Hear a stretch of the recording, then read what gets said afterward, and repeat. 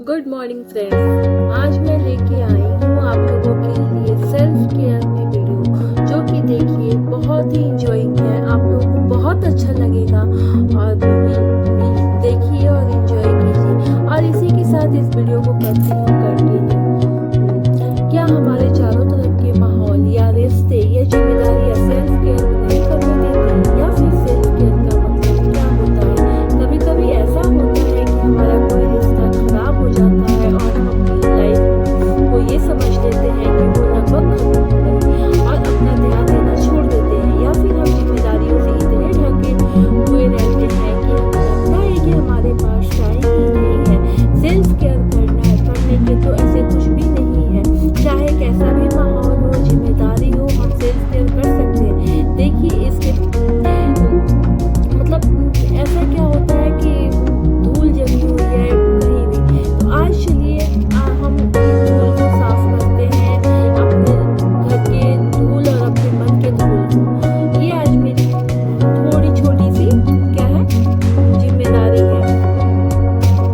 और देखते हैं सेल्फ केयर की कौन कौन सी एरिया होती है। जब मैं छोटी थी तब पापा बोलते थे कि अगर आपका शरीर अच्छा होगा तो उसमें अच्छा दिमाग रहता है, यानी जो आपको रहना है बिल्कुल फिट। बिल्कुल सही बात है, मैं बिल्कुल एग्री करती हूँ इससे। और अगर आप एक्सरसाइज करना चाहते हैं तो दो तरीके हैं, घर पर करिए या जिम में करिए। लेकिन अब मैं थोड़ा सा मतलब घर पे ही करना ज़्यादा प्रेफर करती हूँ। अभी अभी मैंने स्टार्ट किया है तो इसलिए। तो सेल्फ केयर में अपनी एक्सरसाइज, खाना पीना, सोना, ये सब बहुत ही ज़्यादा ज़रूरी होता है। अगर आप इन पर थोड़ा सा फोकस करिए, कहीं ऐसा ना हो कि सबके लिए अच्छा खाना बनाते बनाते हम अपने आप को ही भूल जाए। और एक चीज़ और कि हाइजीन रूटीन जरूर अपनाइए। तो और अब देखिए, अब बात करूँ मैं प्रैक्टिकल सेल्फ केयर की, तो वो क्या होती है। देखिए सबसे पहले घर की सफाई। मैं घर की में कोई भी मेड नहीं रखती हूँ, सारा काम मैं घर में खुद करती हूँ, सफाई खुद करती हूँ, क्योंकि मुझे पता है मेरे घर की कौन सी एरिया ऐसी है जिसे डेली सफाई की जरूरत होती है और कौन सी एरिया ऐसी है जिसकी वीकली की जरूरत होती है। ये जो डीप क्लीनिंग का मतलब वो सब मुझे पता है, और किससे मुझे डीप क्लीनिंग करनी है वो सब मुझे पता है। और अगर आपको क्लीनिंग करनी है तो आप कुछ ऐसी चीज़ों का यूज कीजिए जो कि इको फ्रेंडली हो, जैसे कि गार्बेज बैग वगैरह इत्यादि।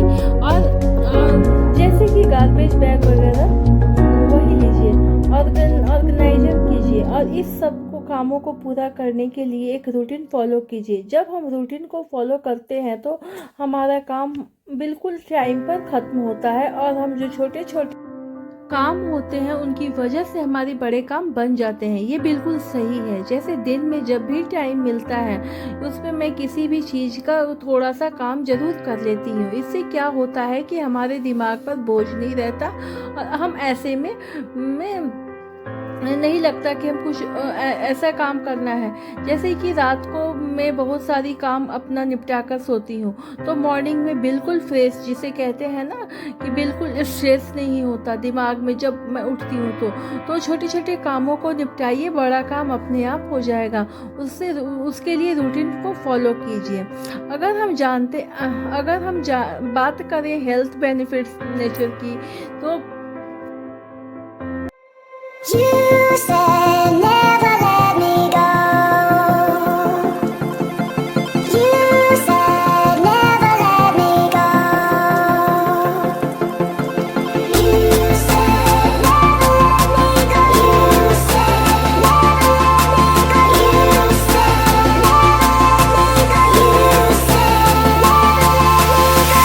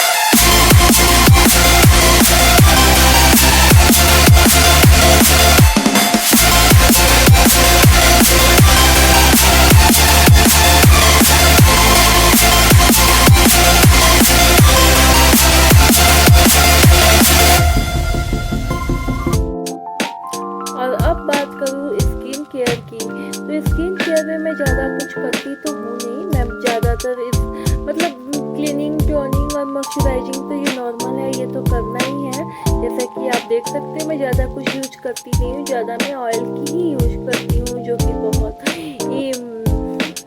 और एक है निविया, जो कि निविया मुझे मेरी सर्दियों में सूट करता है, तो मैं सर्दियों में यही ज़्यादा यूज कर देती हूँ, निविया की मॉइस्चराइजिंग क्रीम, जो कि मैं आप लोग को भी बता दूंगी। देख सकते हो इसी वजह से मेरी स्किन थोड़े ठीक हो गए हैं, बीच में काफ़ी डल हो गए थे, जो कि ये क्रीम मेरे स्किन में सर्दियों के मौसम में बहुत ही अच्छे से सूट करता है, काफ़ी देर तक बहुत ठीक होता है, जो कि काफ़ी देर तक स्किन को मॉइस्चराइज करके रखता है।